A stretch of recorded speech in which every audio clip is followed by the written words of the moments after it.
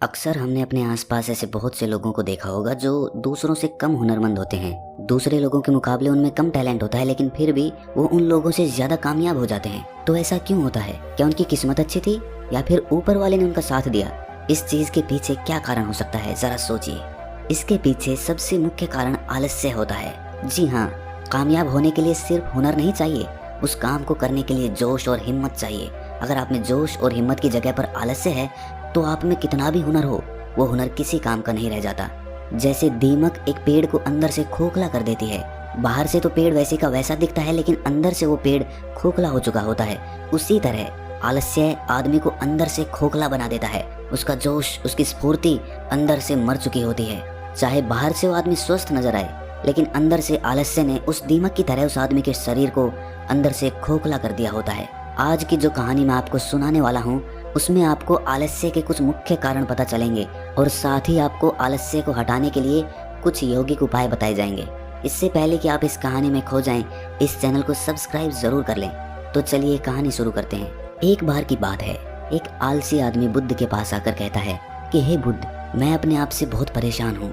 मैं बहुत ही आलसी आदमी हूँ, इसीलिए सब लोग मुझे ताने देते रहते हैं। क्या आपके पास कोई ऐसा मार्ग है जिससे मेरा आलस्य दूर हो सके? ये सुनकर बुद्ध ने कहा कि तुम्हें कैसे पता कि तुम आलसी आदमी हो?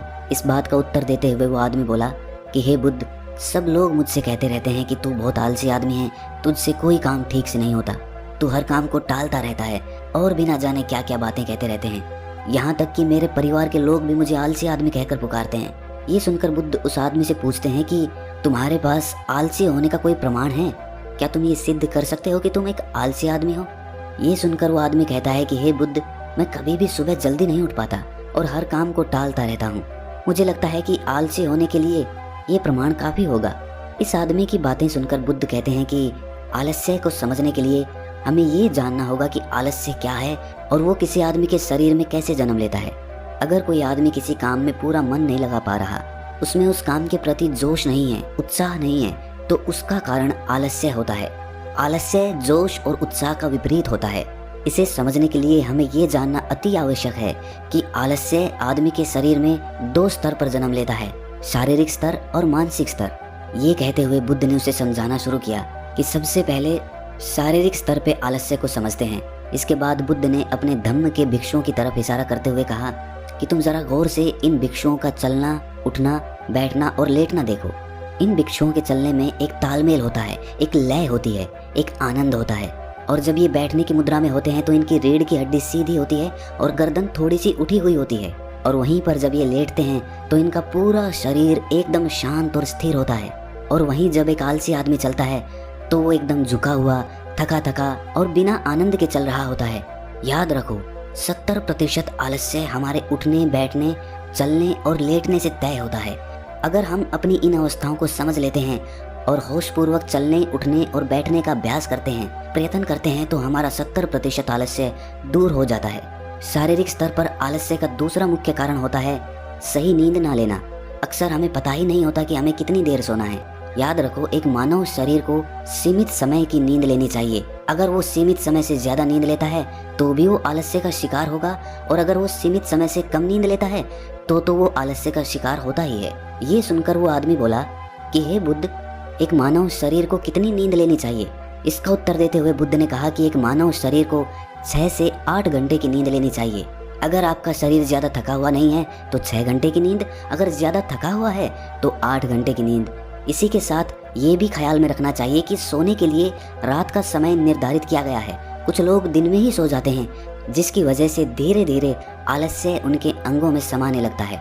शारीरिक स्तर पे आलस्य का तीसरा मुख्य कारण है सुबह जल्दी ना उठ पाना। पूरी प्रकृति, यहाँ तक कि पेड़ पौधे और पक्षी भी सुबह सूर्य उदय होने से पहले जाग जाते हैं।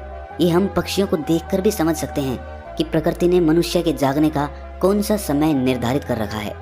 अगर हम सुबह जल्दी उठते हैं, सूर्य उदय होने से पहले उठते हैं, तो हमारे शरीर में एक स्फूर्ति होगी, एक ताजगी होगी और हम हर काम में अपना मन लगा पाएंगे। ये सुनकर वो आलसी आदमी बोला कि हे बुद्ध, लेकिन मेरा काम ऐसा है जो मैं रात में कर पाता हूँ। इसी वजह से मैं रात में सही समय पर नहीं सो पाता और सुबह जल्दी नहीं उठ पाता। तो जिन लोगों का काम रात में होता है वो सुबह कैसे जल्दी उठ पाएंगे? ये सुनकर बुद्ध कुछ सोच विचार करते हैं और उसके बाद कहना शुरू करते हैं कि जिन लोगों का काम रात में होता है उन्हें अपना काम पूरा मन लगाकर करना चाहिए। और यदि ऐसे लोग रात में काम करके दिन में भी सोते हैं और सीमित समय की नींद लेते हैं तो वे भी आलस्य से बच सकते हैं। लेकिन रात में जितनी गहरी नींद आती है उतनी गहरी नींद दिन में नहीं आ पाती, क्योंकि दिन में शोर शराबा ज्यादा होता है जिससे आदमी गहरी निद्रा में नहीं जा पाता। इसीलिए जो आदमी दिन में सोता है उसे कुछ ऐसी व्यवस्था करनी चाहिए जिससे बाहर का शोर शराबा उसकी नींद में बाधा ना बन सके। इसके लिए वो अपने कानों में रुई वगैरह ठूंस सकता है जिससे बाहर की आवाज उसके कानों में ना पड़े और वो गहरी निद्रा ले पाए। शारीरिक स्तर पे आलस्य का अगला मुख्य कारण होता है भोजन। सही समय पर और सही भोजन करना शरीर के लिए अति आवश्यक होता है। कुछ लोग ऐसा भोजन करते हैं जिसमें कोई जान ही नहीं होती। अब आप ही सोचिए, जिस खाने में जान ही नहीं है, जिस खाने में ऊर्जा ही नहीं है, वो खाना आपके शरीर को ऊर्जा कैसे दे सकता है।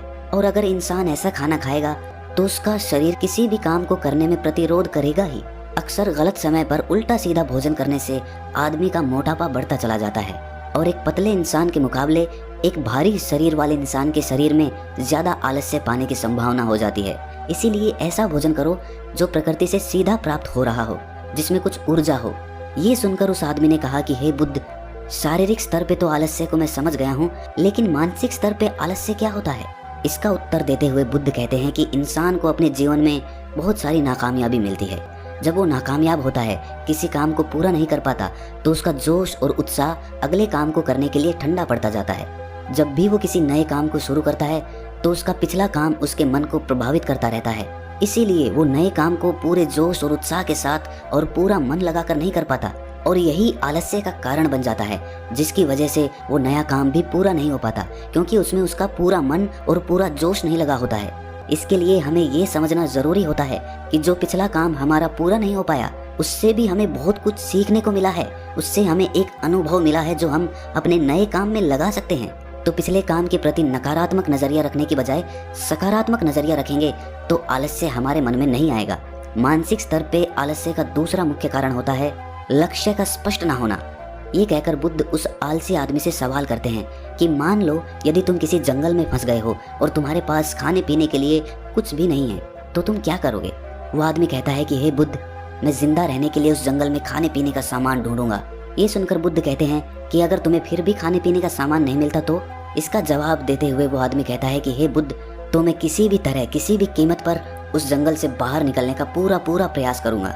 ये सुनकर बुद्ध कहते हैं कि चूंकि वहां पर तुम्हारा लक्ष्य स्पष्ट है, इसीलिए तुम्हारे शरीर में कोई आलस्य नहीं आएगा। उस समय तुम्हें पता होता है कि तुम्हारे शरीर के लिए अभी सबसे ज्यादा जरूरी खाना पीना ढूंढना है। अगर तुम नहीं ढूंढोगे तो तुम मर जाओगे। और जब तुम्हारा लक्ष्य स्पष्ट होता है तो आलस्य तुम्हारे मन में आ ही नहीं सकता। लेकिन हमारे दैनिक जीवन में हमारा लक्ष्य स्पष्ट नहीं होता है, जिसकी वजह से हमारे मन की ऊर्जा इधर उधर बिखरती रहती है।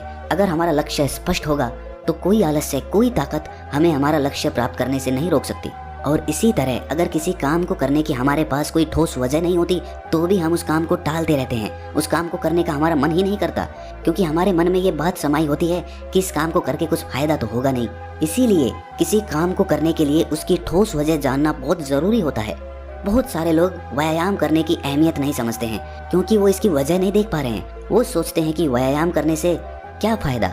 लेकिन जो आदमी दूरदर्शिता रखता है, जो ये देख पाता है कि अगर मैं आज व्यायाम नहीं करूंगा तो भविष्य में मेरा शरीर कितने रोगों से ग्रस्त हो सकता है, तो ऐसे आदमी के पास स्पष्ट लक्ष्य भी होता है और ठोस वजह भी होती है, और इसीलिए वो लोग व्यायाम भी करते रहते हैं। मानसिक स्तर पर आलस्य का अगला मुख्य कारण होता है आलसी लोगों का साथ। अक्सर कुछ लोग आलसी नहीं होते, लेकिन उनके आसपास के लोग आलसी होते हैं। अगर आपकी संगति में आलसी लोग भरे हुए हैं तो आप भी उनकी तरह हो जाएंगे। आपका भी मन काम करने से भागने लगेगा। आलस्य एक छुआछूत की बीमारी की तरह होता है। जितने ज्यादा आलसी लोगों से आप घिरे हुए हैं, आपका मन उतने ही आलस्य को पकड़ लेगा। मानसिक स्तर पर आलस्य का अगला मुख्य कारण है किसी भी काम को टालते रहना। कुछ लोगों की आदत होती है काम को टालते रहना। आज का काम कल पर, कल का काम परसों पर। हमें ये महसूस भी नहीं होता कि धीरे धीरे यही हमारी आदत बन जाती है, और ये काम को टालने की आदत धीरे धीरे आपको आलसी बना देती है। इसीलिए किसी भी काम को कल पर मत टालो। और सबसे आखिर में बुद्ध ने कहा कि किसी भी काम को करने के लिए आपके पास उम्मीद होनी चाहिए, उत्साह और जोश होना चाहिए। हर काम को नया काम समझ के करना चाहिए। इसके बाद बुद्ध ने उस आलसी आदमी से कहा कि याद रखना, अगर तुम्हारे पास कोई स्पष्ट लक्ष्य है और उसे करने के लिए तुम्हारे पास कोई ठोस वजह भी है, तो दुनिया की कोई ताकत तुम्हें वो काम करने से नहीं रोक सकती। दोस्तों, जीवन में अगर कुछ हासिल करना है तो हमारे पास सिर्फ आज का ही समय है। ये मत सोचो कि कल आएगा। ये मानकर चलो कि हमें जीने के लिए सिर्फ ये 24 घंटे मिले हैं। इन 24 घंटों में मरने से पहले मैं क्या कर सकता हूँ? ये समझ लीजिए कि एक एक सेकंड मिलकर एक मिनट बनता है और एक एक मिनट मिलकर एक घंटा बनता है और घंटे दर घंटे एक पूरा दिन बनता है। तो हमारे लिए सबसे ज्यादा जरूरी वो सेकंड है जिनसे पूरा दिन बना हुआ है। इसीलिए अपनी किसी भी सेकंड को बर्बाद मत करो, क्योंकि एक बार जो घड़ी बीत गई वो वापस लौट कर कभी नहीं आती। तो दोस्तों, कैसी लगी आपको ये कहानी कमेंट सेक्शन में ज़रूर बताना, और अच्छी लगी तो इस चैनल को सब्सक्राइब ज़रूर कर लेना। तो मिलते हैं अगली कहानी में, तब तक के लिए अपना ख्याल रखें।